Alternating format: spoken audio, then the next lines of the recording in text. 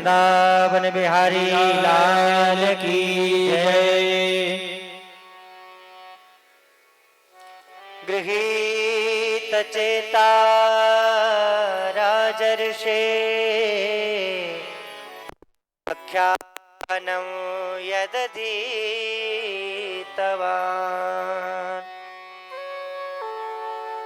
आत्मा रामाश्च मुनयो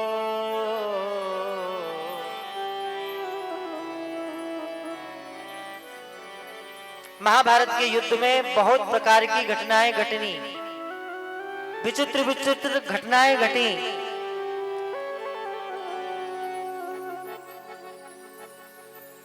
द्रोणाचार्य जी का प्रद्युम्न के द्वारा वध कर दिया गया। इससे उत्तेजित होकर के क्रोध में आकर के अश्वत्थामा ने भगवती द्रौपदी के 5 नवजात शिशुओं को ही मार डाला।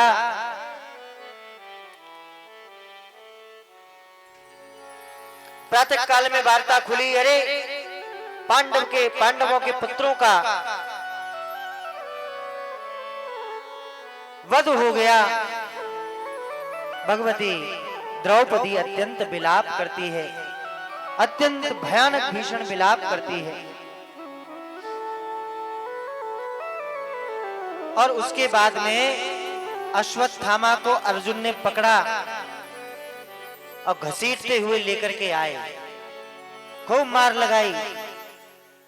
और जिस द्रौपदी के पुत्रों को अश्वत्थामा ने मारा है ना, उसी भगवती द्रौपदी ने अर्जुन से कहा, नाथ रुक जाइए, आप इनको मत मारिए। क्यों? नाथ ये ब्राह्मण देवता हैं और उसमें भी हमारे गुरु के पुत्र हैं। नाथ अभी अभी गुरुदेव की मृत्यु के पश्चात गुरु माता अत्यंत कष्ट में है, और यदि इस कष्ट में उनके पुत्र का भी वध हो जाएगा तो गुरु माता पर क्या बीतेगी, जरा विचार कीजिए। जिन लोगों को ये लगता है कि द्रौपदी के बोलने पर महाभारत हुई, उन लोगों को इन प्रसंगों को सुनना और पढ़ना चाहिए। द्रौपदी कभी भी दुर्व्यवहार किसी के साथ कर नहीं सकती।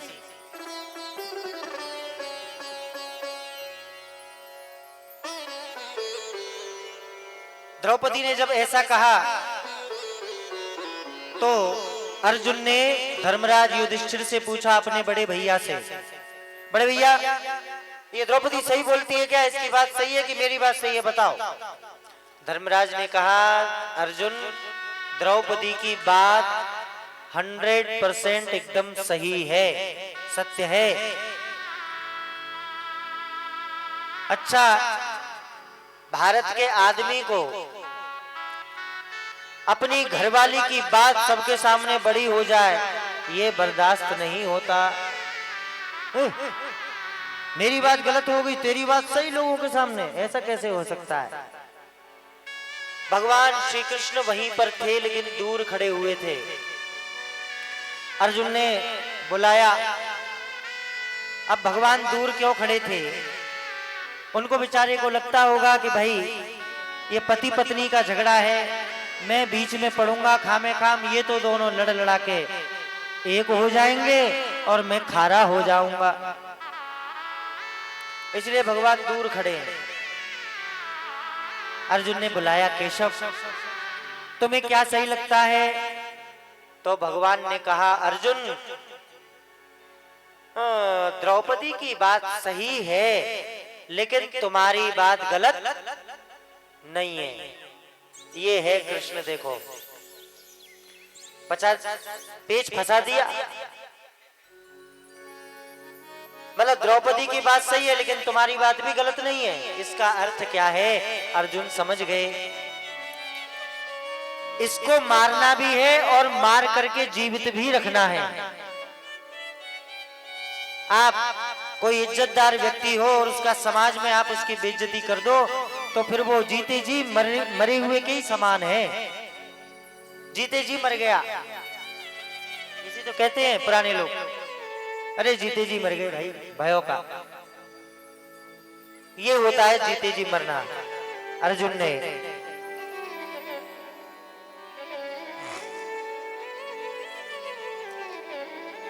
उसके मस्तिष्क में लगी हुई मणि को निकाल लिया और उसको छोड़ दिया। उसके पश्चात बहुत सारी चीजें हुई।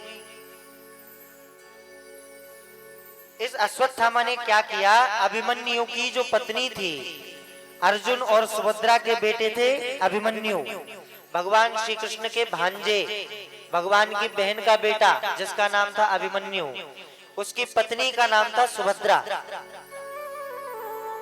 क्षमा कीजिए, उसकी पत्नी का नाम था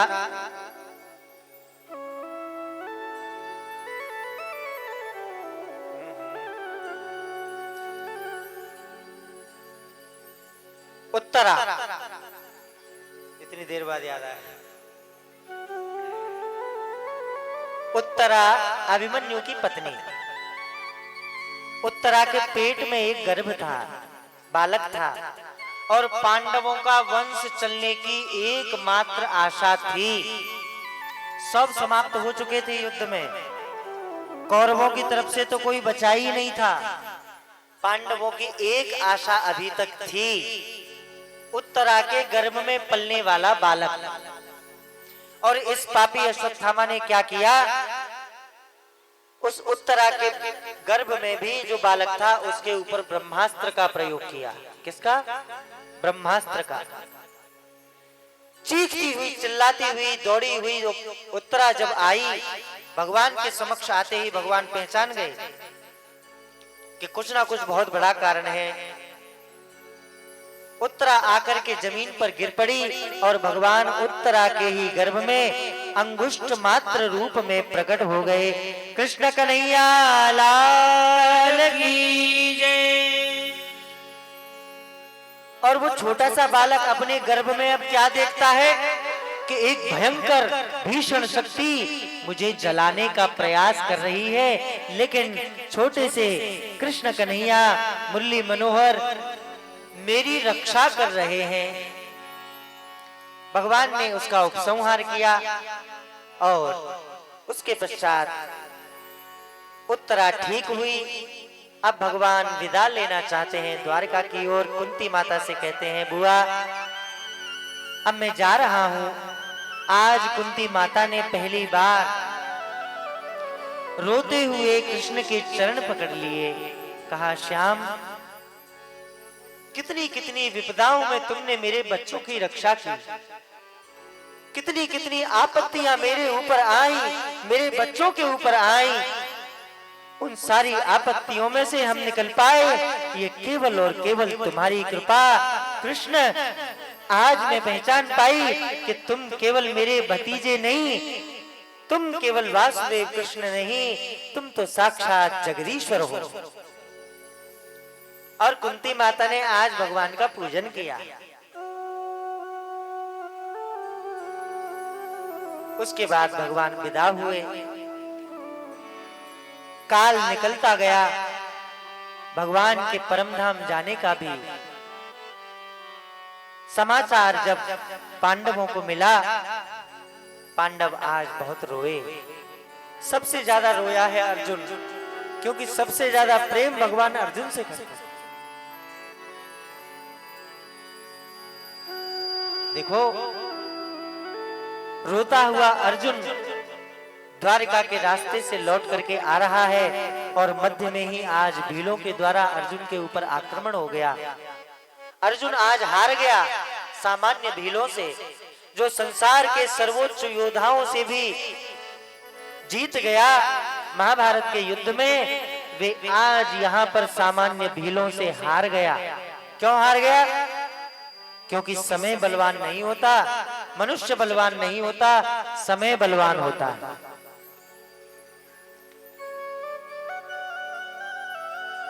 जब समय की चाकी चलती है ना, तो अच्छे अच्छे उस चाकी में पिस जाते हैं, अच्छे अच्छे पिस जाते हैं। इसके पश्चात उत्तरा के एक सुंदर बालक का जन्म होता है। परीक्षित महाराज की जय।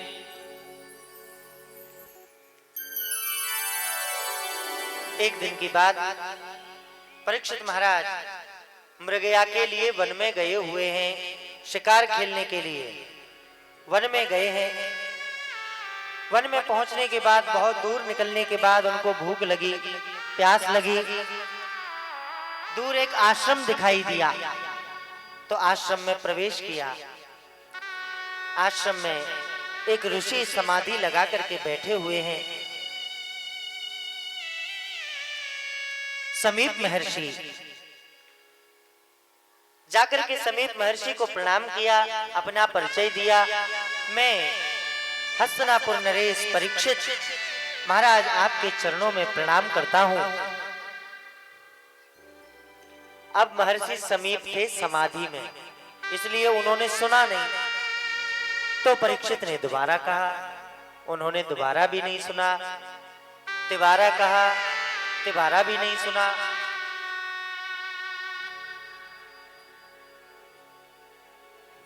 और परीक्षित ने ढोंगी महात्मा, 3-3 बार बोलने पर भी नहीं सुन रहा है। ऐसा कहकर के परीक्षित ने एक मरा हुआ सर्प वहां से उठा करके धनुष की नोक से समीप महर्षि के गले में डाल दिया। ये बात जब श्रृंगी ऋषि को पता लगी, श्रृंगी ऋषि अत्यंत क्रुद्धित हो गए, भयंकर क्रोध आ गया। अच्छा, किसी की ये मजाल कि मेरे पिता का इतना अपमान करके चला गया।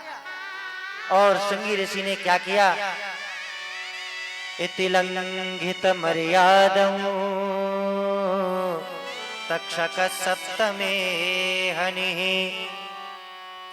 उन्होंने श्राप दे दिया, हाथ में जल लेकर के, मैं ये श्राप देता हूं कि जिस किसी ने भी मेरे पिता का इतना घोर अपमान किया है, आज से ठीक 7वें दिन आकर के तक्षक सर्प उसे दंश करेगा और उसकी मृत्यु हो जाएगी।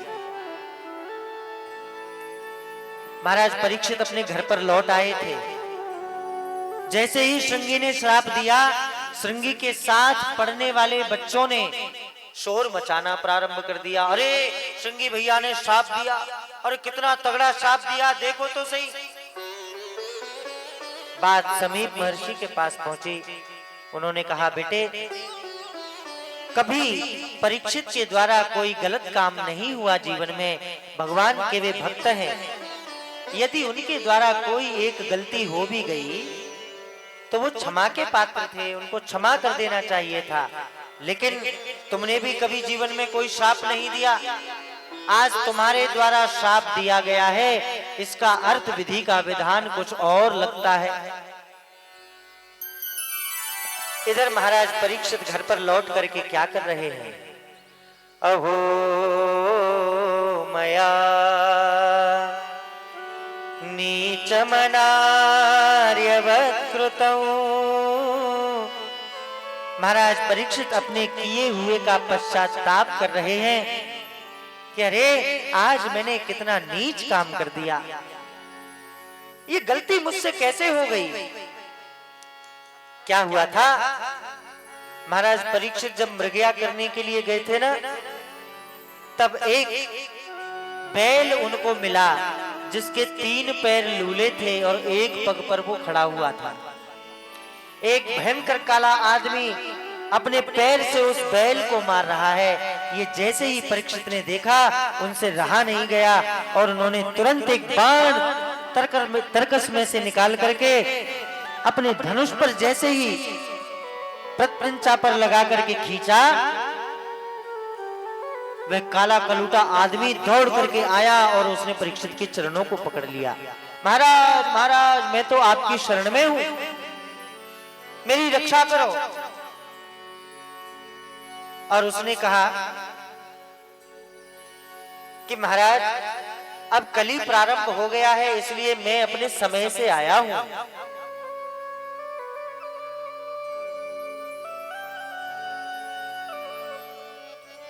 महाराज परीक्षित ने कहा तुम एक काम करो, मेरे राज्य से बाहर चले जाओ। उसने कहा आपके राज्य से बाहर चला जाऊं महाराज, आप चक्रवर्ती सम्राट हैं, सारा संसार में आपका राज्य है, तो फिर मैं कहां जाऊं? आप मेरे लिए कुछ स्थान निर्धारित कर दो। और 4 स्थान महाराज परीक्षित ने कली को दे दिए। वो कौन से 4 स्थान हैं? एक बाद में दिया। एक है परस्त्री, परस्त्री का गमन करना। दूसरी है हिंसा, किसी का बेमतलब वध करना। तीसरी है जुआ, जुआ खेलना। 5वीं है मदिरापान, शराब पीना। और छठा है सोना। सोने का अर्थ यहां पर केवल सोना धातु नहीं, सोने का अर्थ है जो भी धन आपके द्वारा गलत कार्य करके कमाया गया है उसमें कली का प्रवेश है। उस धन में केवल इतना संग हुआ था कली का और महाराज परीक्षित का, और इतने से संग ने महाराज परीक्षित के जीवन में इतना बड़ा प्रसंग ला करके खड़ा कर दिया। कुछ समय के प्रसंग ने महाराज परीक्षित तो पश्चाताप कर रहे थे। इधर समीप महर्षि ने अपने शिष्य को भेजा, जाओ जाकर के महाराज परीक्षित को ये सूचना दो कि अब आपके जीवन में मात्र 7 दिन शेष हैं, इसलिए आपको जो भी अपने कार्यभार संभालने हो आप संभाल लें। विप्र का शाप निश्चित ही सत्य होगा। और जैसे ही आकर के समीप महर्षि के शिष्य ने महाराज परीक्षित को यह बतलाया कि आपको शाप मिला है, महाराज परीक्षित तो अत्यंत प्रसन्न हो गए। उन्होंने कहा ये कार्य तो बड़ा अच्छा हुआ, मुझे मेरे किए की सजा कैसे मिले ये मैं सोच ही रहा था, और यह काम भी अपने आप हो गया। अब इसके बाद में महाराज परीक्षित ने अपनी पत्नी से कहा,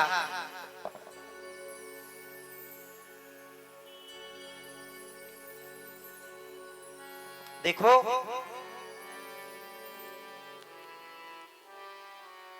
मुझे जो करना था मैंने कर लिया, अब मैं जा रहा हूं। अपने राजकीय वस्त्र थे ना, अलंकार थे, वो सब कुछ उतार करके उन्होंने वहीं रख दिए। उन्हें पहन करके वो घर छोड़ करके नहीं गए। अपनी पत्नी इरावती से कहा, इरावती अब तुम जन्मेजय के साथ इस राजपाट को संभालो, मैं तो चला गंगा जी की शरण में।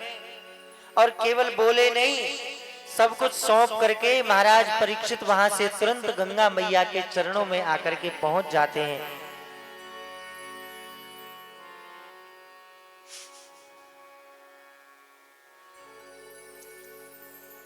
जीवन कैसे जिया जाए ये हमने देखा कि राम कथा बड़ा अच्छा सिखाती है, लेकिन सब कुछ त्याग करके प्रसन्नता के साथ कैसे मरना चाहिए ये श्रीमद् भागवत हमें सिखाती है। महाराज परीक्षित चले गंगा जी की ओर। गंगा जी के दक्षिण तट पर जाकर के उस पावन धारा को जैसे ही महाराज परीक्षित ने देखा और साष्टांग प्रणाम कर दिया, मां मेरा उद्धार करो, अत्यंत घोर पातक करके मैं आपकी शरण में आया हूं, मेरा उद्धार करो।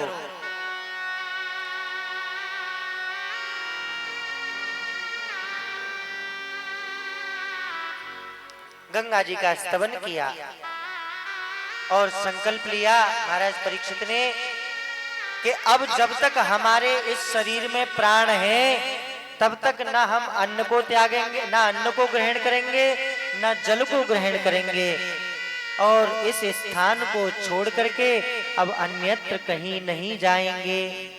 एक साधारण सा आसन लेकर के बिछा करके परीक्षित उस पर बैठ गए, विचारों में डूब गए। कौन से विचारों में डूब गए? अरे मेरे बाद मेरे घर का क्या होगा, और मेरे राजपाट का क्या होगा, और मेरे परिवार का क्या होगा, मेरे बच्चे का क्या होगा, इन विचारों में नहीं लगे।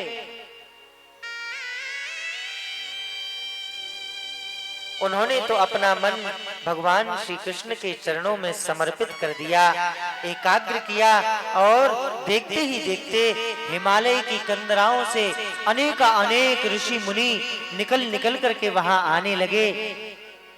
सभी को प्रणाम करते जाते हैं। परीक्षित सबसे विनय करते हैं, महाराज अत्यंत बड़ा पातक मैंने किया है, आप कृपा करके मेरे जीवन का उद्धार कीजिए, मुझे कोई तो मार्ग बतलाइए जिससे मेरे जीवन का उद्धार हो जाए।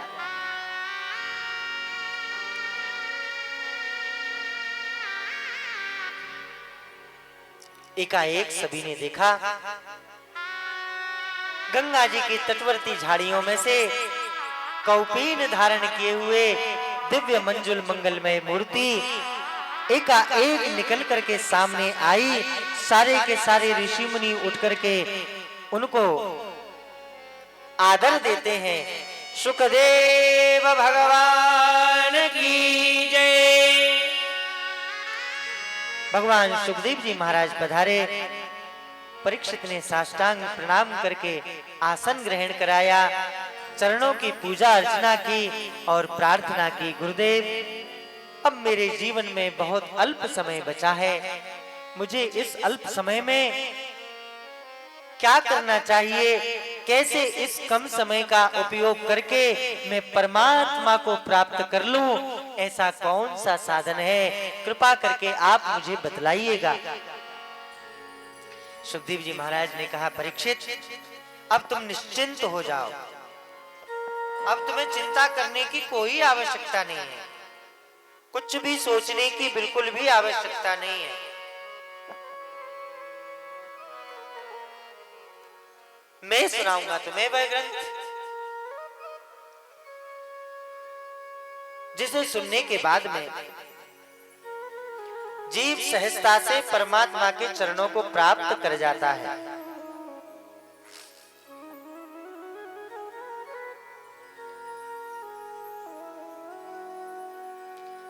और सुखदेव भगवान बोलते हैं, परीक्षित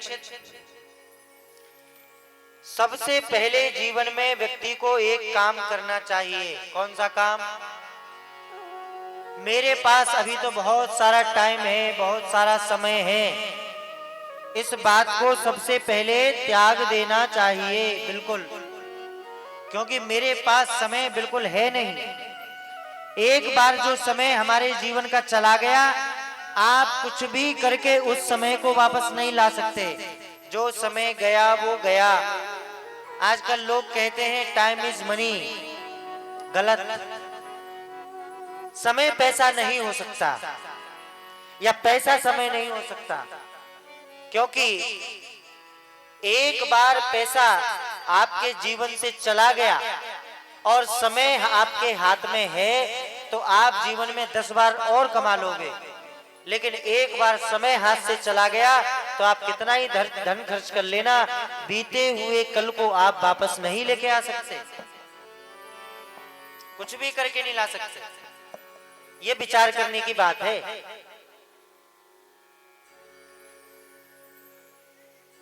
राजन, मनुष्य को यह सोचना चाहिए कि 1/3 हिस्सा हमारा चला जाता है सोने में, 8-9 घंटे की नींद हो गई, फिर उसके बाद में जो समय बचा उसमें से हमारा आधा समय जाता है इस पेट की व्यवस्था करने के लिए, भोजन के लिए, कोई कार्य करना पड़ता है, कमाना पड़ता है।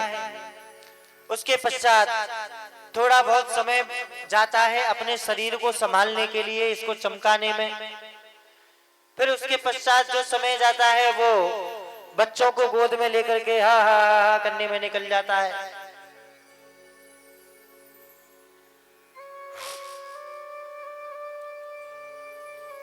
सुखदेव जी महाराज कहते हैं, राजन, हमने ये देह तो पा लिया, लेकिन इस देह की महत्ता को नहीं समझा, इसका मूल्य क्या है ये लोग हम नहीं समझ पाए। क्यों कहते हैं इस बात को? मोक्षद्वार मयावृतं बड़े भाग मानुष तनु पावा, बड़े भाग मानुष तनु पावा, बड़े भाग्य मानुष तनु पावा, बड़े भाग मानुष तनु पावा, सुर दुर्लभ सब ग्रंथ निगावा, सुर दुर्लभ सब ग्रंथ निगावा, बड़े भाग मानुष तनु पावा, बड़े भाग मानुष तनु पावा, मानुष तनु पावा, मानुष तनु पावा। गोस्वामी तुलसीदास जी महाराज ने भी यही लिखा, बड़े भाग मानुष तनु पावा, सुर दुर्लभ सब ग्रंथ निगावा। अरे कितनी मुश्किलों से यह मानव जन्म हमें मिला है, लेकिन हमने अपने इस शरीर को, अपने समय को थारी मारी करने में ही बिता दिया, तेरी मेरी करने में। इसकी बात, उसकी बात, फलाने की बात, ढिमाके की बात, इन बातों को करने में ही बिता दिया। कितना आनंद आता है आदमी को जी दूसरों की बात करने में। किसी की निंदा हो रही हो और बीच में किसी का फोन आ जाए तो जहां पर बात रुक जाती है, फोन कटने के बाद में आदमी तुरंत पूछता है, हाँ आगे क्या हुआ था, तुम बात बता रहे थे, आगे क्या हुआ था ये बताओ। देखो भगवान की कथा कहां तक हो गई ये अच्छे को याद नहीं है, लेकिन उसने क्या बोला था 6 साल पहले ये खूब अच्छे से याद है।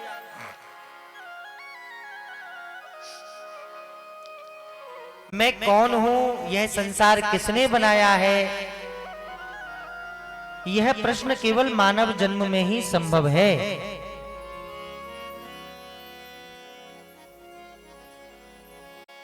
मनुष्य की बुद्धि में यह विशेषता है, अन्य किसी भी जीव की बुद्धि में यह विशेषता नहीं है। कैसे नहीं है? देखो डॉल्फिन आपने देखी होगी, पानी में कितनी करतब दिखाती है? गाय में कम बुद्धि है क्या?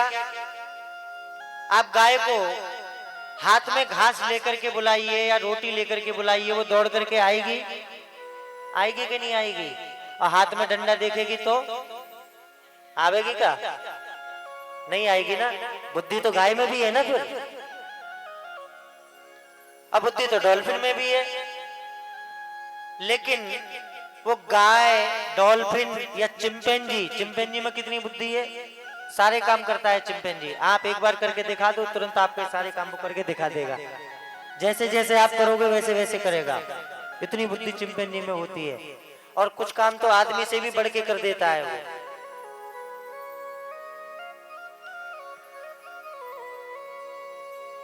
इसलिए बुद्धि तो चिंपैंजी में भी है, लेकिन वो चिंपैंजी ये विचार नहीं कर सकता कि मैं इस दुनिया में क्यों आया हूं, मुझे ये जन्म क्यों मिला है। यह विचार तो केवल आदमी ही कर सकता है बस।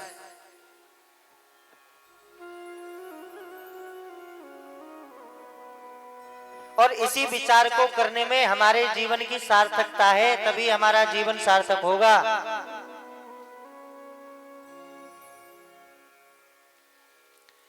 और एक बात और ध्यान में रखनी चाहिए कि यह जो शरीर हमें प्राप्त हुआ है यह सदा सदा के लिए नहीं हुआ है।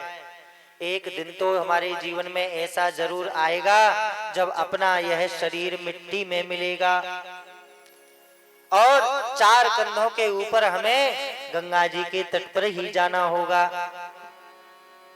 बुरा मत लगने देना भैया, देखो लेकिन ये सत्य है। सत्य है कि नहीं है? जाना तो सभी को है। एक बहुत बढ़िया गीत पहले चलता था कि ये जो हमारा शरीर है ना, ये मिट्टी का खिलौना है कि नहीं है? मिट्टी का खिलौना। लेकिन इस खिलौने में कुछ बात है। इस खिलौने की जो चाबी भरी है ना, वो राम जी ने भरी है। अन्य जो बाजारों में खिलौने आते हैं, उनकी चाबी हमें भरनी पड़ती है, तब वो आगे की ओर बढ़ते हैं।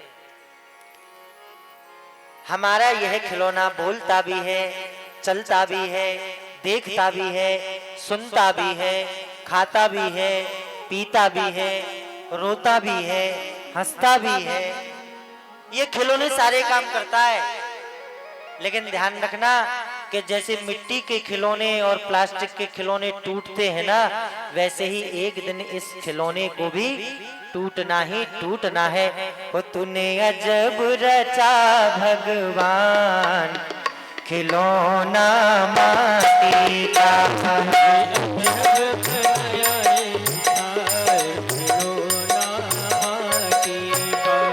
तूने अजब रचा भगवान, खिलौना माटी का। तूने अजब रचा भगवान, खिलौना माटी का। खिलौना माटी का, खिलौना माटी का, खिलौना माटी का, खिलौना माटी का। तूने अजब रचा भगवान, खिलौना माटी का। तूने अजब रचा भगवान, खिलौना माटी का।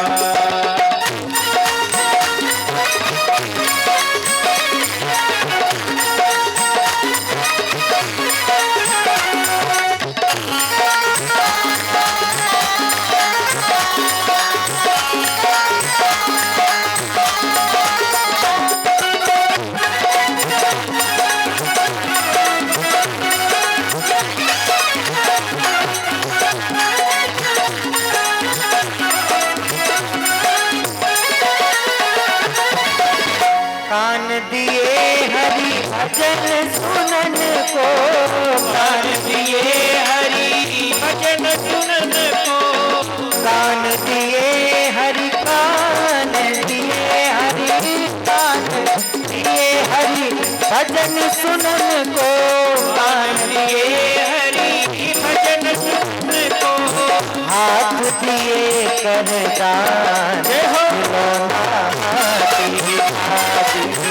हाथ दिए कर दान, खिलौना माटी का। तूने अजब रचा भगवान, खिलौना माटी का। अजब रचा भगवान, खिलौना माटी का। भिजवादी हरि भजन करन को, भिजवादी हरि भजन करन को। भिजवादी हरि भजन करन को। भिजवादी हरि भजन करन को। तू मुख से कर गुणगान, खिलौना माटी का। मुख से कर गुणगान, खिलौना माटी का। तूने अजब रचा भगवान, खिलौना माटी का। अजब रचा भगवान, खिलौना माटी का।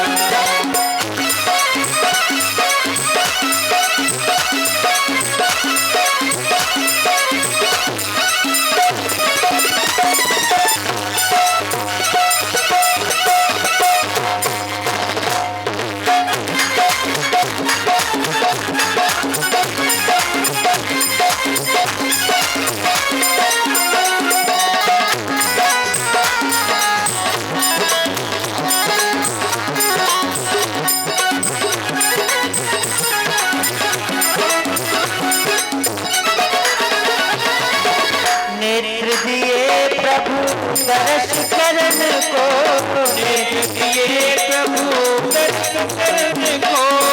नेत्र दिए प्रभु प्रभु दर्श करन को, नेत्र दिए प्रभु दर्श करने को, दिए चरण तू करे, ओ दिए चरण तू करे, तीरथ को खिलौना माटी का, तूने अजब रचा खिलौना माटी का, तूने जब रचा भगवान खिलौना माटी का, भगवान खिलौना माटी का, खिलौना माटी का, खिलौना माटी का,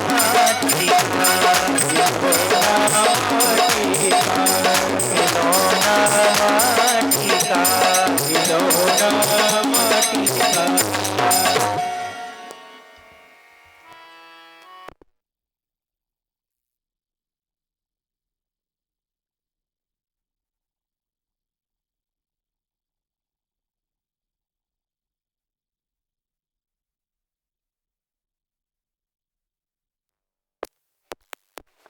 भगवान स्वयं गीता जी में कहते हैं, अर्जुन एषा बुद्धिमतां बुद्धिर मनीषा च मनीषिणाम्। भगवान स्वयं बुद्धिमान किसको बताते हैं? भगवान उसे बुद्धिमान नहीं बताते जिसने पैसा बहुत कमा लिया, खूब झूठ बोल बोल करके प्रचार जीत लिया, जीत लिया, सरकार को धोखा देने में सफलता प्राप्त कर ली, वो बुद्धिमान नहीं है। तो फिर बुद्धिमान कौन? बुद्धिमान तो वही व्यक्ति है जिसने इस खिलौना के टूटने से पहले उस वस्तु को प्राप्त कर लिया, जिसको प्राप्त करने के पश्चात मनुष्य को कुछ भी प्राप्त करने की आवश्यकता नहीं, वह कृतार्थ हो जाता है। भगवान स्वयं कहते हैं, अर्जुन यह शरीर मर्त है, यह बात सत्य है, लेकिन इस मरणशील देह को धारण करके हम लोग उस परमात्मा तत्व तक पहुंच सकते हैं। इसी का नाम है परमार्थ। परमार्थ के लिए कुछ ना कुछ प्रयास व्यक्ति को करते रहना चाहिए। अच्छा, क्यों करना चाहिए? गोस्वामी तुलसीदास जी महाराज भी कहते हैं, जन्म जन्म मुनि जतन कराही, जन्म जन्म मुनि जतन कराए, जन्म जन्म मुनि जतन कराही, जन्म जन्म मुनि जतन कराए, अंत राम कही आवत नाही, अंत राम कही आवत नाही, अंत राम कही आवत नाही, अंत राम कही आवत नाही, जन्म जन्म।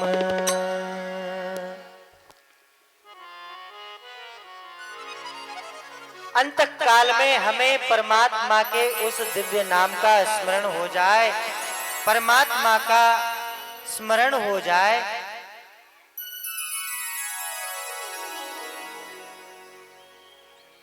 यह हमें निरंतर ध्यान में रखना चाहिए। गोस्वामी तुलसीदास जी महाराज भी कहते हैं, अरे परमहंस महात्मा ऋषि मुनि जो होते हैं ना, उनको भी जन्म जन्मों तक ये प्रयास करना पड़ता है कि अंतिम समय में एक बार भगवान का नाम हमारे मुख में आ जाए। यदि ऐसा हो गया तो वो तो कृतकृत्य हो गया। ऐसे ही अंतिम क्षण की बात एक कथा में चल रही थी। हमारे गुरुजी बोल रहे थे तो एक दादी अम्मा उठ करके खड़ी हुई, महाराज जे तुम अंतिम क्षण अंतिम क्षण अंतिम क्षण बार बार कथा में याकू के हो, याकू का मतलब है जी, या क्षण को इतनो कहा विशेष महत्व है, हमें जरा बताओ। तो गुरुजी ने जवाब दिया, उनसे पूछा कि ये बताओ आप कभी स्टूडियो में फोटो क्लिक कराने गई हो क्या, फोटो खिंचवाने? उसने कहा कई बार गई हूं।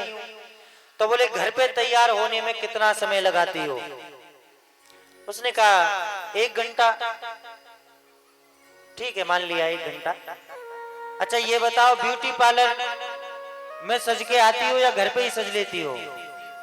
बोले महाराज सही सही बात बताऊं? हाँ बताओ। बोले आजकल तो ब्यूटी पार्लर ही चले, घर में तो पहले सजो करती, अब तो ब्यूटी पार्लर पे ही जाना पड़े। अच्छा, और फिर स्टूडियो में जाके कितनी देर लगती हो कांच के सामने? बोले 15-20 मिनट। बोले अच्छा ठीक है। अब एक बात बताओ कि उस फोटोग्राफर ने तुम्हें सामने खड़ा कर लिया, ठीक है, और उसने कैमरे पर उंगली रख करके जैसे ही बोला क्लिक, और इतने में आ गई तुमको छींक। अब उस फोटो में क्या आएगा? इतनी देर की मेहनत, इतनी देर का मेकअप सारा का सारा बेकार हो गया कि नहीं हो गया? आजकल डिजिटल जमाना है, अब तो एक खींचो 10 खींचो 50 खींचो कोई, लेकिन पहले जब वो रील वाला हो चलता था तब तो एक ही बार खटका दबता था बस, तो दूसरा खटका दबाने पे फिर पैसा बढ़ जाते बाकी, है ना। अब तो 4 खिंचवा के एक पसंद कर लो, इतनी सहूलियत हो गई, उस समय नहीं थी। तो जैसे उस अंतिम क्षण ने एक छींक ने सारा का सारा बेकार कर दिया, वैसे ही इसी अंतिम क्षण का महत्व है। यदि इस अंतिम क्षण में परमात्मा का नाम हमारी जिह्वा पर आ जाए तो समझ लीजिए कि मोक्ष प्राप्त हो गया, कृतकृत्य हो गए।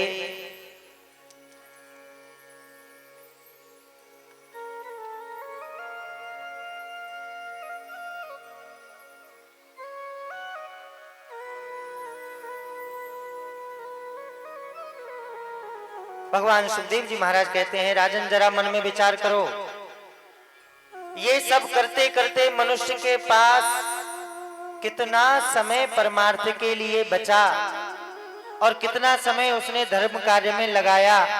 इसलिए राजन सावधान हो जाना चाहिए और मिले हुए क्षण को एक क्षण भी व्यर्थ नहीं बिताना चाहिए।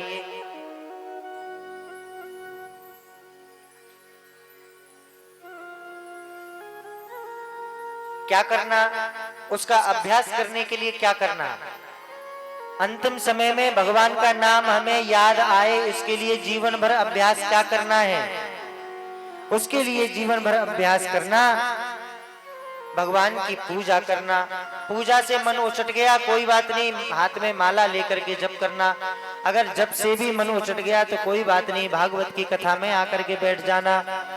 और यदि भागवत की कथा में भी मन न लगे तो प्रेम से संकीर्तन करने लग जाना। नारायण नारायण श्री वेंकटेश्वर नारायण नारायण नारायण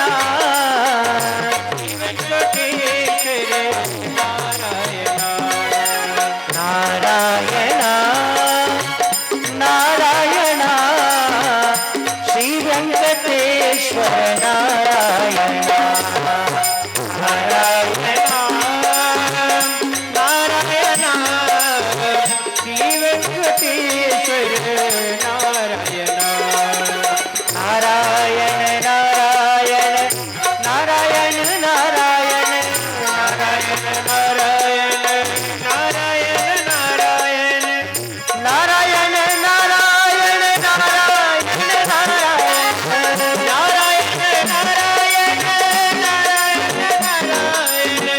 नारायण नारायण नारायण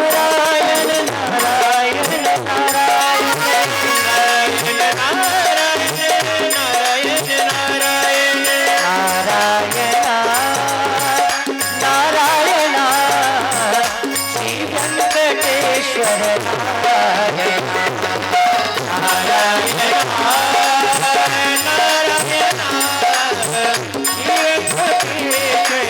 नारायण नारायण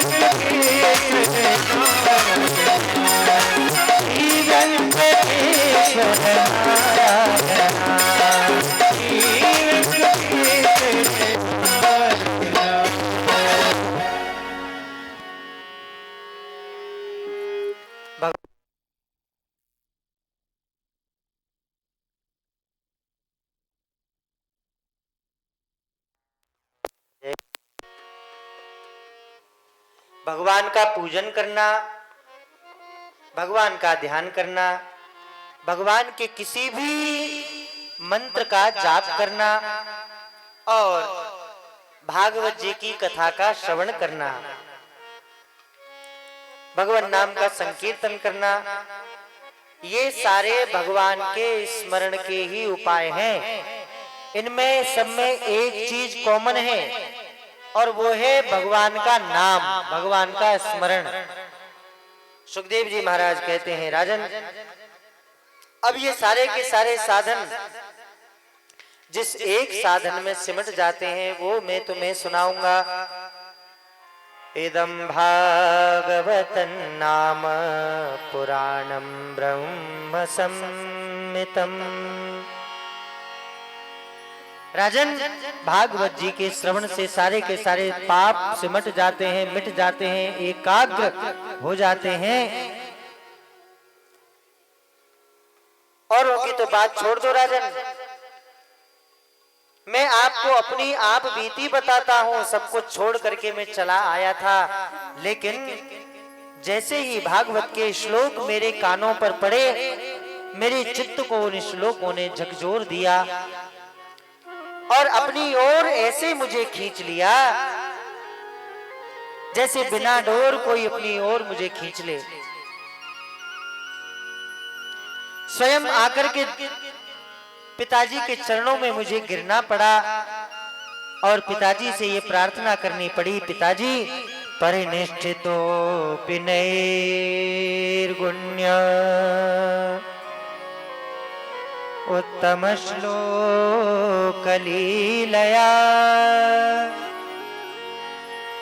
गृहीत चेता राजर्षे आख्यानम यदधीतवान।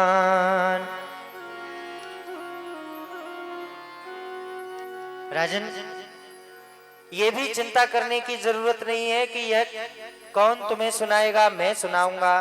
क्यों सुनाऊंगा? क्योंकि आप बहुत बड़े राजा हो इसलिए नहीं। भगवान सुखदेव जी महाराज के सामने तो सारे राजा, चक्रवर्ती, सम्राट सब एक ही कैटेगरी में हैं। उनके यहाँ कोई अलग नहीं, कोई भेद नहीं है। पार्थिक राजा, भौतिक राजा सब कचरे में जाते हैं उनके आगे। वास्तव में बात यह है कि परीक्षित से सुखदेव जी महाराज करते हैं अत्यंत प्रेम।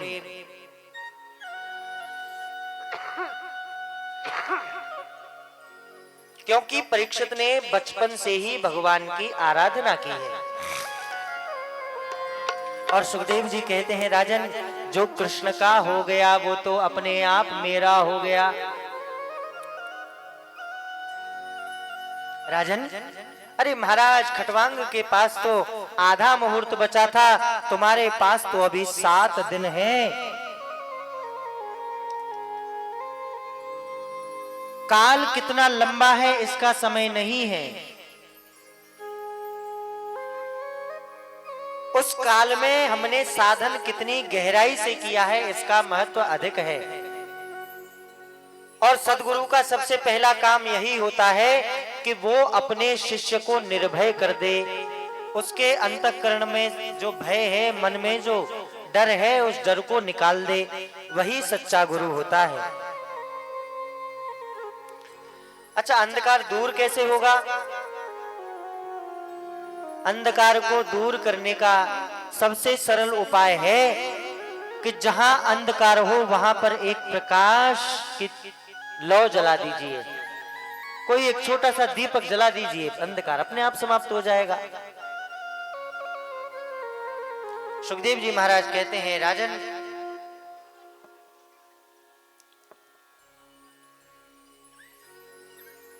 अब उसको घर छोड़ करके तीर्थ में आ जाना चाहिए। तीर्थ में आकर के परिवार से निस्संग हो जाए और क्या करे? गृहात् प्रव्रजितो धीरः पुण्य तीर्थ जलाप्लुतः। पवित्र तीर्थ में आकर के पहुंच जाए। घर का त्याग करके पवित्र तीर्थ में आए। घर का त्याग क्यों बतलाया? इसलिए बतलाया कि यदि हम घर का त्याग नहीं करेंगे और घर में ही पड़े रहेंगे तो फिर घर की वस्तुओं की ओर हमारा ध्यान जाता है। कुछ नहीं तो दीवार पर टंगी हुई पुरानी घड़ी कोई देख करके आदमी विचार करने लग जाता है, ओहो 60 साल हो गई यहाँ घड़ी को, मेरी सास ने दी ब्याह में, और मेरी सास बहुत बढ़िया है लेकिन ससुर थोड़े खड़ूस है। अब ये जो मन में विचार आ रहे हैं ना, ये मन में विचार घर में खटिया में पड़े पड़े आदमी के मन में आते हैं, और तीर्थ में जाकर के पहुंच जाता है ना, तो तीर्थ का जो स्पंदन होता है, तीर्थ के जो अणु होते हैं, परमाणु होते हैं ना, वो अलग ही होते हैं। उनमें फिर ये सब विचार नहीं आता।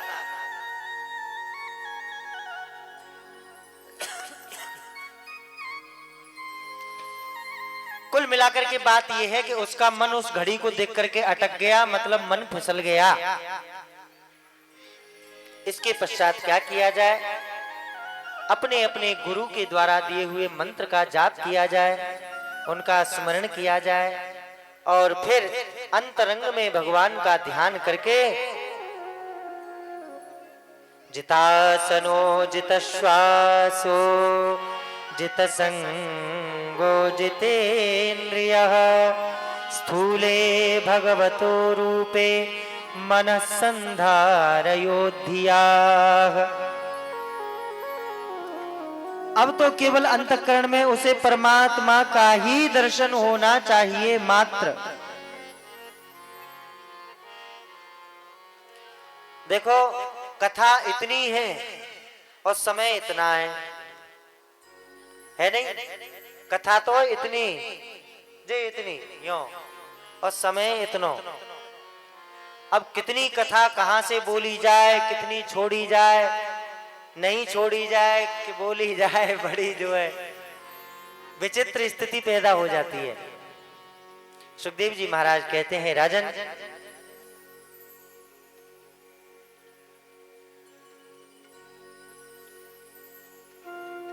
सृष्टि का वर्णन करते हैं भागवत के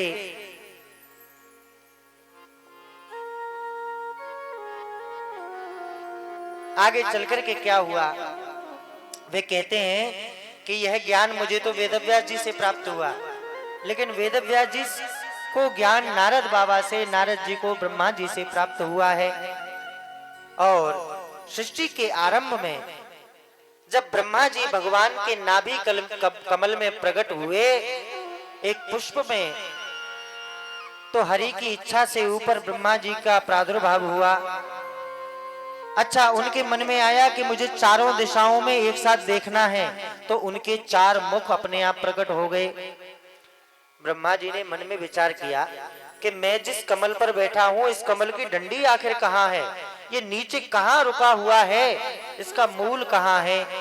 ये देखने के लिए उस कमल की नाल में ही ब्रह्मा जी ने नीचे नीचे उतरना प्रारंभ किया, लेकिन पार नहीं पा सके, पता नहीं लगा पाए कि जड़ कहां है। वापस लौट करके आ गए, उस कमल के ऊपर बैठ गए, और उनको शांत अवस्था में तप तप तप इस शब्द को सुनाई दिया। चित्त की एकाग्रता ही परम तप है, ऐसा सोच करके ब्रह्मा जी ने अपने चित्त को एकाग्र किया और भगवान नारायण का दिव्य दर्शन उन्हें प्राप्त हुआ। ब्रह्मा जी ने वंदन किया, स्तवन किया और भगवान ने ब्रह्मा जी को सृष्टि रचने की आज्ञा प्रदान की कि ब्रह्मा जी आप सृष्टि को रचिए और उसका पालन पोषण कीजिए। अहमेवासमेवाग्रे नान्यद् यत् सदसत्परम्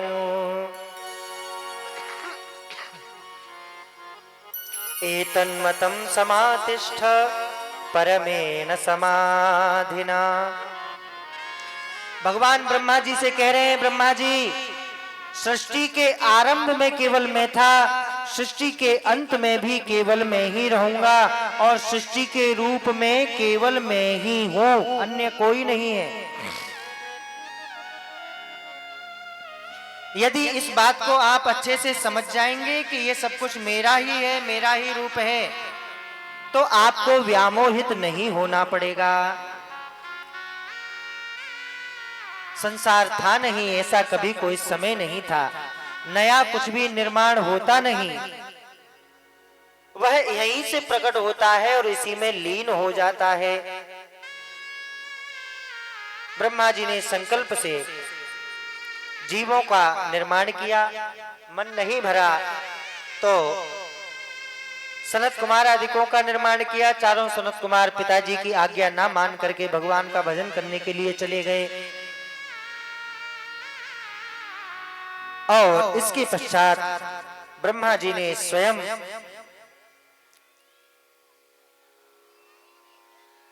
महाराज मनु और शत्रुपा ऐसा एक दिव्य दाम्पत्य प्रकट किया और ब्रह्मा जी ने इनको भी तप का आदेश दिया। सनत कुमार पहुंच जाते हैं भगवान के बैकुंठ में भगवान का दर्शन करने के लिए और भगवान के द्वारपालों ने जब देखा कि छोटे छोटे से बालक सीधे बैकुंठ में प्रवेश कर रहे हैं तो द्वारपालों ने उनको रोका। जैसे ही उनको रोका सनकादिकों को क्रोध आ गया, अच्छा अरे बैकुंठ में रहकर के भी किसे रोकना चाहिए किसे टोकना चाहिए, तुम्हें इतना नहीं पता, जाओ तुम यहाँ रहने के पात्र नहीं हो, श्राप दे दिया। तीन तीन बार तुम्हारा जन्म होगा और वे भी असुर योनि में। बड़ा बुरा लगा, चरण पकड़ लिए, महाराज हमें क्षमा करो। बात पहुंची भगवान विष्णु के सामने। अब भगवान विष्णु के सामने बात पहुंची तो भगवान ने भी कह दिया, जय विजय, देखो कोई बात नहीं है, श्राप मिला है तो तुम दोनों जाओ और हम भी तुम्हारे पीछे पीछे आ रहे हैं। भगवान के मन में भी ढुसुम ढुसुम करवे की आई है थोड़ी सी। अब भगवान कहते हैं कि यहाँ पर हम स्वामी और सेवक हैं, लेकिन वहां पर हम शत्रु बैरी होंगे आपस में। और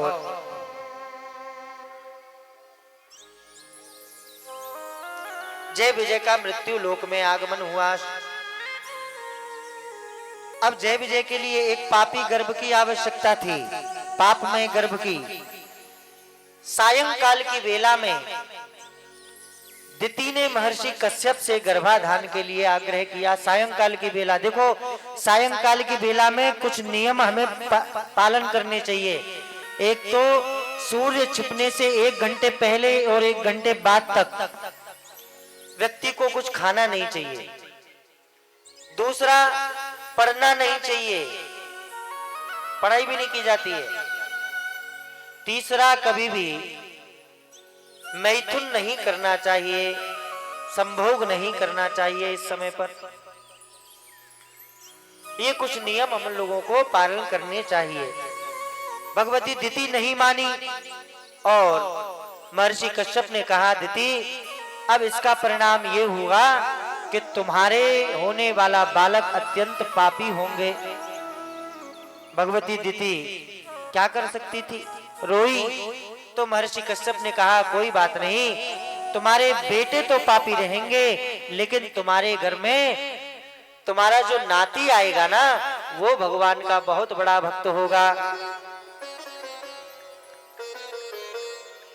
अब ये दोनों के दोनों जन्मे हिरण्याक्ष और हिरण्यकश्यपु के रूप में। इन दोनों का बड़ा आतंक हुआ, बड़े भयंकर बलवान हैं। और एक बार डूबती हुई पृथ्वी का उद्धार करने के लिए भगवान का दिव्य अवतार हुआ है। वराह नारायण भगवान की जय। ये भगवान के दशा अवतारों में से एक है, वराह भगवान का अवतार। हिरण्याक्ष स्वयं यज्ञ वराह भगवान से जाकर के युद्ध करना चाहता है और भगवान हिरण्याक्ष को समाप्त कर देते हैं। वराह नारायण भगवान की जय।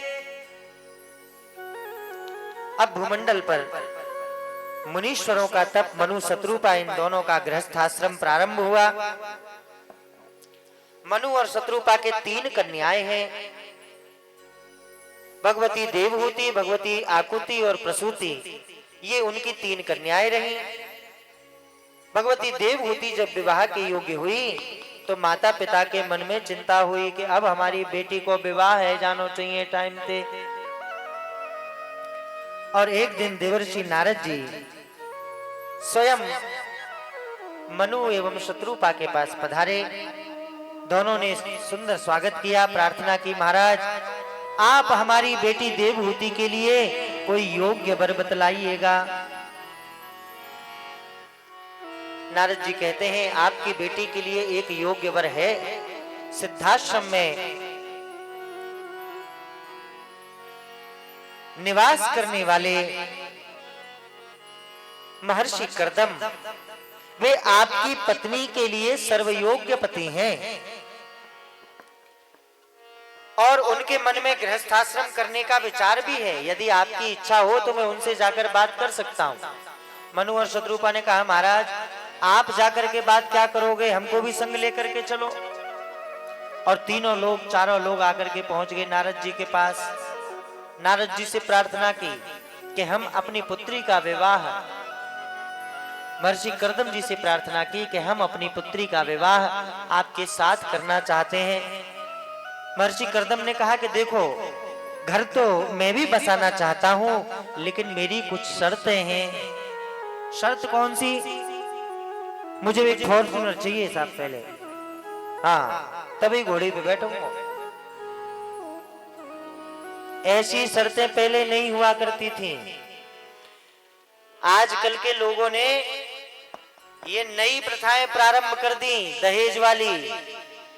भिखमंगों की तरह मांगते हैं नीच कहीं के।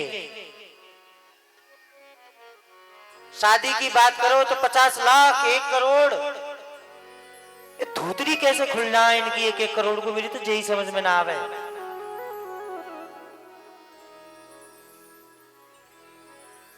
खुद को बेचना चाहे, कहा करना चाहे।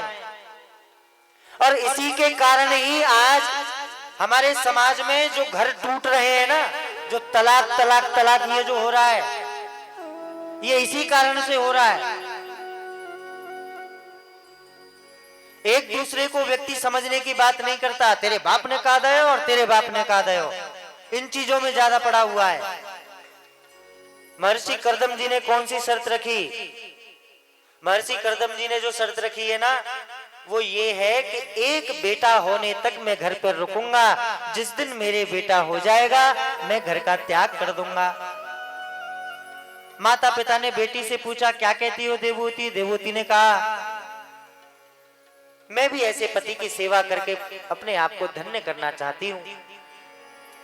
और भगवती देवहूति का महर्षि कर्दम जी के साथ विवाह हुआ। शुभ मंगल सावधान। राजर्षि मनु और शत्रुपा वहां से चले जाते हैं और भगवती देव और देवहूति और महर्षि कर्दम जी का गृहस्थाश्रम प्रारंभ हुआ। बहुत लंबी कथा है, कम से कम 1-1.5 घंटे की कथा है महर्षि कर्दम जी की और देवहूति जी की, लेकिन उसको 2 मिनट में देखते हैं। भगवती देवहूति जिस दिन से विवाह होने के बाद वहां रही, साल के पीछे साल निकलते चले गए। 1 साल गया, 2 साल गया, 3 साल गई, 10 हो गई, 20 हो गई, 30 हो गई।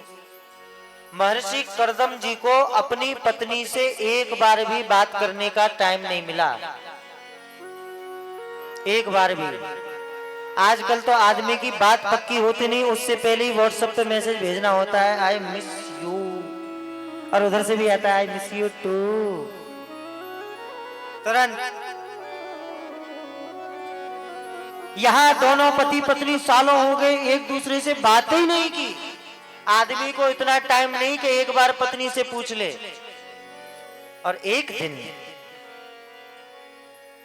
देखिए, भगवती देवहूति, मेरे पति मुझसे बात नहीं कर रहे हैं, इस बात को लेकर के उनसे कभी लड़ी नहीं, कभी थाली परोस करके सामने ला करके पटकी नहीं। वे जानती हैं कि मेरे पति भगवान की आराधना में लगे हैं। अरे पति करे परमात्मा की आराधना और पत्नी करे पति की सेवा, गुरु करे भगवान की आराधना और शिष्य करे गुरु की सेवा, यही तो धर्म है। सुबह का भोजन बनाती भगवती देवहूति, सामने ले जा करके थाली रखती, पता लगता कि आज तो इनका व्रत है, अब खुद भी भूखी रहती है। और इसलिए क्या हुआ, निरंतर व्रत करने के कारण भगवती देवहूति बहुत दुबली पतली हो गई। और एक दिन अचानक जब भगवती देवहूति महर्षि कर्दम के सामने आई तो महर्षि कर्दम ने बोलना प्रारंभ किया, देवहूति। आज देवहूति को बड़ा अच्छा लगा, प्रसन्न हो गई।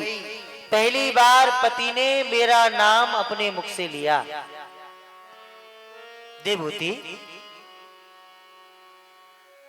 अरे कितना बड़ा पाप मेरे मुझसे हो गया।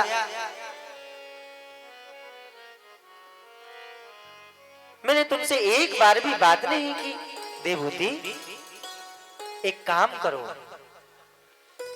तुम्हें कुछ चाहिए क्या? नाथ, मुझे क्या चाहिए, मैं तो आपके चरणों की सेवा करके ही खुश हूं। नहीं नहीं देवहूति, तुम मन से नहीं बोल रही हो, मन से बोलो। और देखो, दो बातों का फल बहुत मीठा होता है, एक श्रद्धा और एक सबूरी। इन दोनों चीजों का फल बहुत मीठा होता है, ध्यान रखना। आज महर्षि के मन में विचार आया है,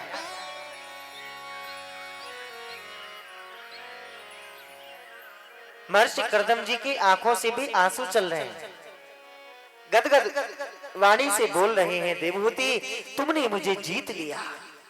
अरे आज तक मैंने तुम्हारी ओर ध्यान नहीं दिया, लेकिन तुमने आज तक मेरी सेवा में कभी कोई कमी नहीं होने दी। कितनी अच्छी सेवा तुमने मेरी की। तुष्टो मध्य तव मान विमान दाया। देवहूति, संसार में सबको अपना देह प्रिय होता है, लेकिन तुमने मेरी सेवा करने के लिए अपनी देह की भी परवाह नहीं की। देवहूति, आज तक मैंने कभी तुमसे नहीं पूछा मैं तुम्हारे लिए क्या कर सकता हूँ, क्या चाहती हो, बोलो तुम्हारे मन में क्या है। देवहूति बोली, नाथ, मुझे आपकी सेवा करने का अवसर प्राप्त हुआ, इससे ज्यादा भला मैं क्या चाह सकती हूँ।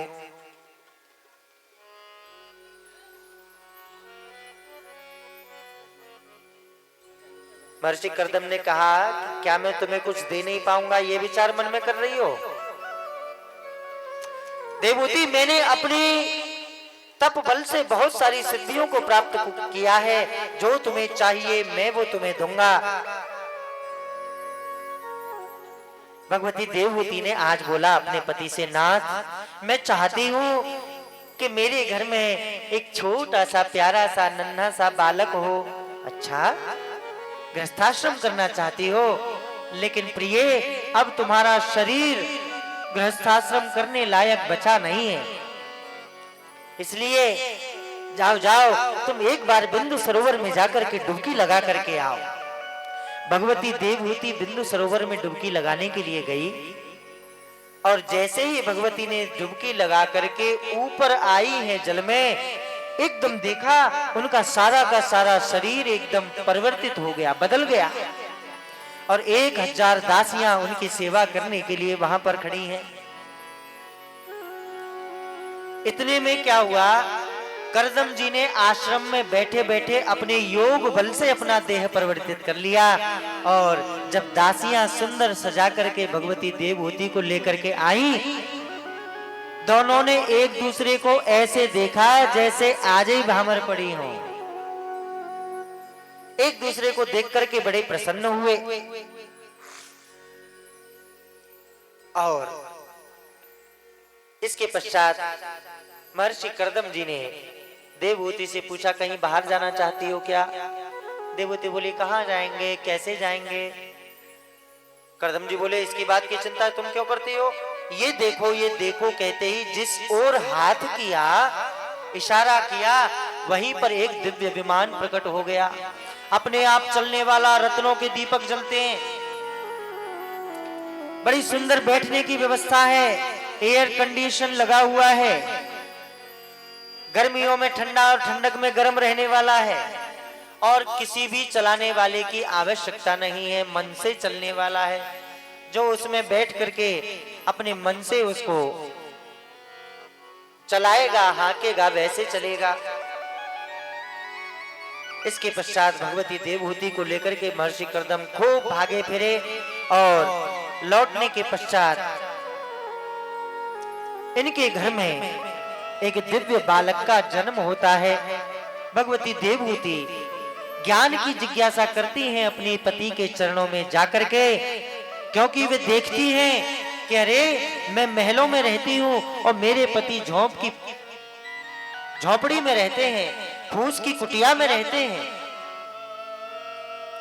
तब भी उनके मन को कितनी शांति है, मेरे मन को शांति क्यों नहीं?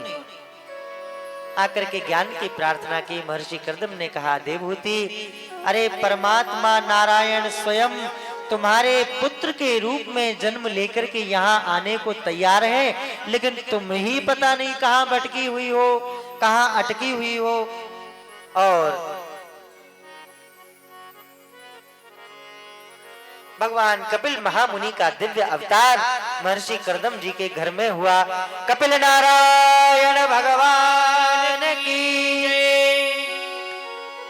महर्षि करदम जी ने कहा, हाथ जोड़ करके खड़े हो गए भगवान कपिल नारायण के सामने। नाथ, एक 15 मिनट की कथा, बस 15 मिनट के अंदर अंदर आरती, आज की कथा पूरी हो जाएगी। अंदर अंदर 15 मिनट के अंदर अंदर।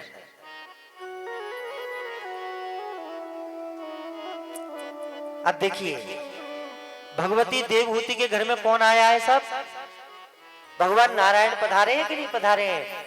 उनके बेटे के रूप में उनको ज्ञानोपदेश करने के लिए भगवान का यह शरीर केवल ज्ञान का उपदेश करने के लिए भगवान ने रखा। और महर्षि करदम ने हाथ जोड़ करके कहा, ठाकुर जी, हमारे सामने तो धर्म संकट खड़ा हो गया। क्यों?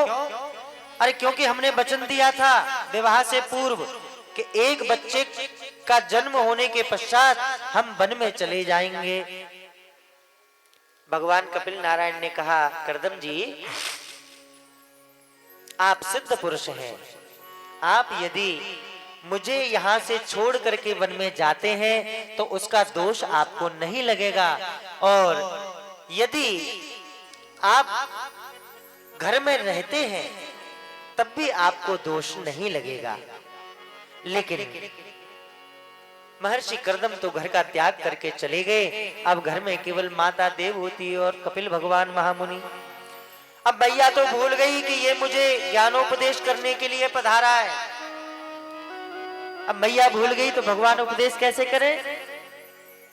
भाई, उपदेश के लिए तो चरणों में जाकर के प्रार्थना करनी पड़ेगी। और कुछ दिनों के पश्चात भगवती देवहूति माता को एकाएक याद आ गई। प्रातः काल की मंगलमयी वेला, दोनों नेत्रों में आंसू भरे हैं, हाथ जोड़े हुए पीपल के नीचे बैठे भगवान कपिल महामुनि के समक्ष आकर के माँ आज भगवान के चरणों में प्रणाम कर देती है, अपना मस्तक रख देती है। किसके चरणों में? अपने पुत्र के चरणों में। क्यों?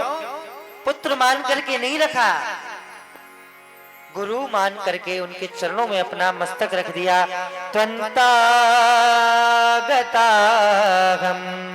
शरणौ शरण्यौ सभृत्य संसार तरो कुठारौ जिज्ञासयाहं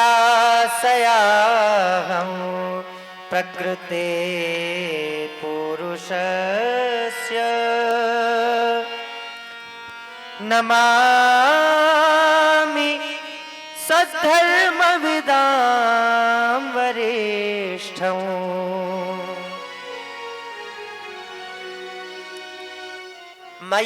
मैया तो रो रही है और लाला माँ को देख करके बड़े प्रसन्न हो रहे हैं, बड़े खुश हो रहे हैं, मुस्कुराने लगे। अब भगवान के इस मुस्कुराने में बहुत सारा अर्थ छुपा है। भगवान माँ से कहना चाहते हैं, माँ अरे मैं तो आपके लिए ही तो आया हूं, हैं? अब आप ही हमें बुला करके बैठी हो तो हम क्या करें? आपने ही मुझसे कभी आकर के कुछ पूछा नहीं तो मैं आपको उपदेश कैसे करूं? भगवान कपिल महामुनि कहते हैं, माँ संसार का हर व्यक्ति एक बात चाहता है और वह है सुख। कोई व्यक्ति बुरा है अथवा अच्छा है, सुख की आकांक्षा सबको है। कोई व्यक्ति सुबह सुबह मंदिर में भगवान की पूजा करने जाता है, वहां कुछ चढ़ा करके आता है, क्यों? अपने सुख के लिए। और कोई उसी मंदिर में रह करके वहां का धन उठा करके अपनी जेब में लेकर के आ जाता है अपने सुख के लिए।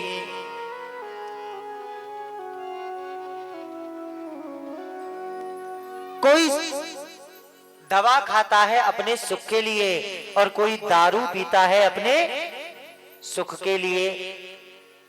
सभी को अपने सुख की चिंता है। अच्छा एक और बात, कोई भी अपने सुख की चाबी दूसरे के हाथ में देना नहीं चाहता। सभी को यह लगता है कि मेरा सुख स्वाधीन हो, और कोई भी अपने सुख को टूटने देना नहीं चाहता। सबको ये लगता है कि ये सुख परमानेंट बना रहे जिंदगी में।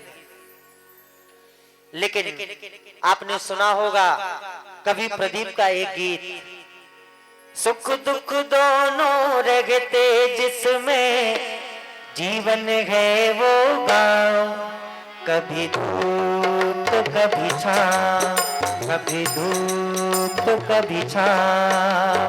सुख दुख दोनों रहते जिसमें जीवन है वो गाँव, कभी धूप कभी छाँव, कभी धूप कभी छाँव। ऊपर वाला पासा फेंके नीचे लगते दांव, कभी धूप कभी छाँव, कभी धूप कभी छाँव। सुख दुख दोनों रहते जिसमें जीवन है वो गाँव, कभी धूप कभी छाँव, कभी धूप कभी छाँव। जैसे बीच बीच में ये साउंड की बिजली जाती है ना, जाती है कि नहीं? वैसे ही बीच बीच में हमारे जीवन में जो सुख आता है ना, उसकी बत्ती भी गुल हो जाती है। सुख और दुख यह दोनों पहलू हैं। मां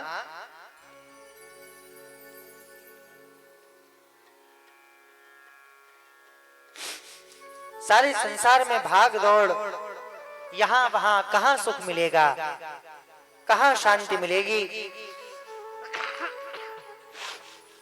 यदि आपको सुख प्राप्त करना है, शांति प्राप्त करनी है, तो याद रखिए एक ना एक दिन आपको भागवत के, राम कथा के, शिव पुराण के, देवी भागवत के, हनुमान कथा के पंडाल में आकर के ही बैठना पड़ेगा। दूसरा कोई अन्य उपाय है नहीं, नहीं और नहीं। माँ केवल अपने स्वरूप को जानते हुए यह समझ लेना चाहिए कि मैं वह हूं जो दिखता नहीं है। और माँ इसके पश्चात केवल जीवन में आनंद आनंद और आनंद ही रह जाता है। एक बात आप मुझे बताइए, हमारी गंगा जी जो यहाँ से बहकर जा रही हैं, ये सागर में मिल चुकी हैं या सागर में मिल रही हैं? बताइए। दोनों बातें हैं, सागर में मिल भी चुकी हैं और सागर में मिल भी रही हैं। दोनों काम एक साथ। सारे संतों का यही जीवन होता है। वे अंदर से प्रभु के साथ एक रूप होते हैं, वे प्रभु से भिन्न नहीं होते। इसलिए मां एक दिव्य उपाय बतलाते हैं भगवान कपिल महामुनि। अब ये उपाय बहुत लंबे हैं, इन उपायों को देखना हमारे लिए आज संभव नहीं है। बस इतना ही जान लीजिए कि भगवान कपिल महामुनि ने मां को उपदेश किया और उपदेश करने के बाद में भगवान कपिल महामुनि वहां से चल देते हैं। माता देवहूति के लिए अत्यंत बड़ी सुविधा ये रही थी कि उनका गुरुत्व और ईश्वरत्व ये दोनों एक ही जगह पर थी और पुत्रत्व ये भी उसमें जुड़ा हुआ था। देवहूति माता नदी के रूप में समाधिस्थ होकर के बह जाती हैं। देवहूति माता की जय। भगवती देवहूति को किए हुए इस उपदेश ने संसार के कोटि कोटि साधकों का कल्याण किया है। आइए अपने आज की इस कथा को हम लोग यहीं विश्राम देंगे और प्रेम से सभी लोग भगवान का नाम संकीर्तन करते हुए आरती की तैयारी करेंगे। प्रसाद लेकर के सभी लोग यहाँ से जाएंगे और कल सभी लोग समय से यहाँ पर पधारेंगे। देखिए आप लोग समय से यहाँ बैठे मिलेंगे तो हमारा भी समय से यहाँ बैठने का समय भी सार्थक होगा, अच्छा भी लगेगा। और क्योंकि 2 दिनों की कथा हो चुकी है, अब मात्र 5 दिनों की कथा रही है। ये मत सोचना कि अभी तो 5 दिन की कथा बाकी है, नहीं नहीं, केवल 5 दिन की बाकी है। इसलिए स्वयं भी कथा सुनने के लिए आओ और औरों को भी लेकर के आओ। आइए कुछ मिनट श्री हरि नाम संकीर्तन बड़े प्रेम और भाव के साथ, उसके पश्चात आरती और विश्राम।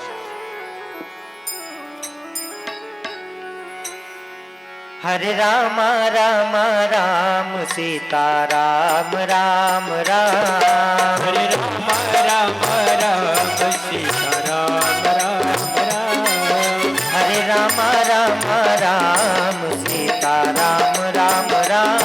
हरे राम राम राम सीता राम राम राम। हरे राम राम राम सीता राम राम राम। हरे राम राम राम सीता राम राम राम। हरे राम राम राम सीता राम राम राम। हरे राम राम राम सीता राम राम राम। हरे राम राम राम राम राम राम सीता राम राम राम। हरे राम राम राम सीता राम राम राम। हरे राम राम राम सीता राम राम राम। हरे राम राम राम सीता राम राम राम। सीता राम राम राम सीता राम राम राम। सीता राम राम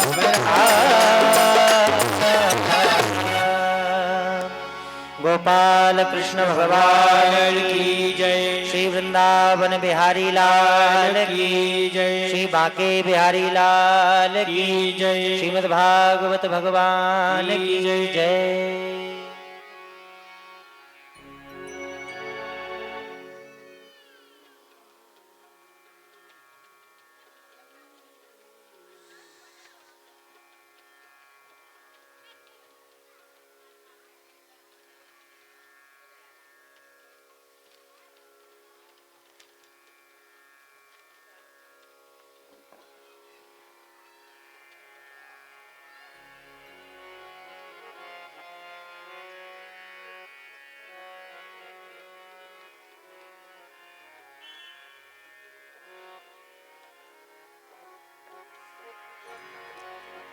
अधर धर मुरली बजैया की आरती, अधर धर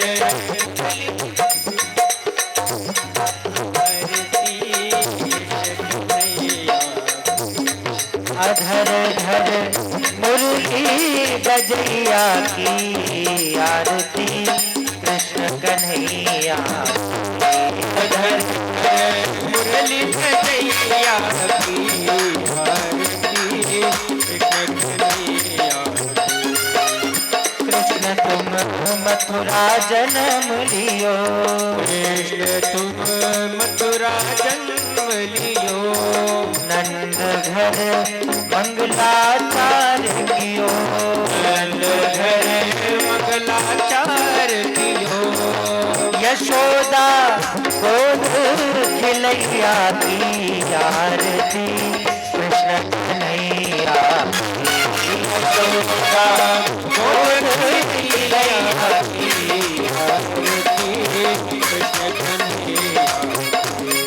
अधर धर मुरली बजैया की आरती, कृष्ण कन्हैया की अधर धर मुरली बजैया की आरती, कृष्ण कन्हैया। कृष्ण तुम यशोदा के छैया, कृष्ण तुम यशोदा के छैया, श्याम बल दाऊ के भैया, राम बन दाऊ के भैया, हे बन बन गाय चरैया की आरती, कन्हैया की बन बन गाय चरैया की आरती, कृष्ण कन्हैया। अधर धर मुरली बजैया की आरती, कन्हैया की अधर धर मुरली बजैया की आरती, कृष्ण कन्हैया। कृष्ण तुम कंसासुर मारो, कृष्ण तुम कंसासुर मार्यो, श्याम तुम भूमि भार टारो, श्याम तुम भूमि भार तार्यो, जमुना तट रास रचैया की आरती, कृष्ण कन्हैया की जमुना तट रास रचैया की आरती, कृष्ण कन्हैया। अधर धर मुरली बजैया की आरती, कन्हैया की अधर धर मुरली बजैया की आरती, कृष्ण कन्हैया। आरती गाते कृष्णानंद, आरती गाते कृष्णानंद, के मन में होता आनंद, मन में होता की आनंद, विनय है विनय है विनय है लाज रखैया की आरती, कृष्ण कन्हैया की विनय है रखैया की आरती,